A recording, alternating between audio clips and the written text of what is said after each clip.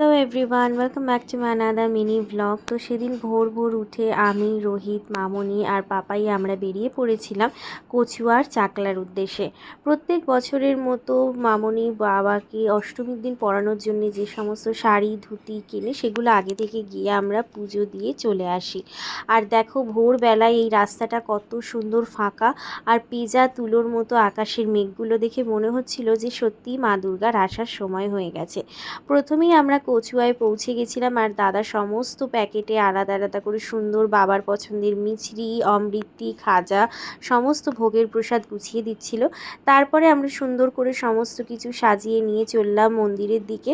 আর সেদিন কিন্তু আমি আর আমার শাশুড়ি মা দুজনেই লাল সাদা পরেছিলাম।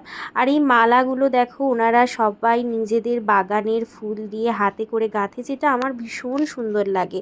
এখানে ঠাকুরমশাই সবার সুন্দর আলাদা আলাদা করে পুজো করে দিচ্ছিল। পুজো ভালো করে হওয়ার পর আমরা চলে গেছিলাম বাবার মাথায় জল ঢালতে। প্রথমে মামনি এখানে জল ঢেলে বাবাকে মালা পরিয়ে দিলেন। একে একে আমি, রোহিত, পাপাই নিজেদের সমস্ত মনোবাঞ্ছা জানিয়ে বাবাকে ভক্তি ভরে মাথায় জল ঢেলে পুজো করে বেরিয়ে পড়েছিলাম চাকলার উদ্দেশ্যে। চাকলায় পৌঁছে ওখানেও সুন্দর করে সমস্ত কিছু সাজিয়ে নিয়ে মন্দিরের দিকে যাচ্ছিলাম। আর সেদিন যেহেতু ভীষণ গরম আর রোদ ছিল, তাই মন্দিরের এই মেঝেগুলোতে পাই ফেলা যাচ্ছিল না। তারপর সুন্দর করে কত মালা ফুল সমস্ত কিছু সাজিয়ে নিয়ে চলে গেছিলাম বাবার মন্দিরে। আর ঠাকুরমশাই যে থালাটা দিয়েছিলেন তাতে সমস্ত সুন্দর করে সাজিয়ে বাবাকে পুজো দিয়ে তারপর আমরা চলে গেছিলাম খেতে।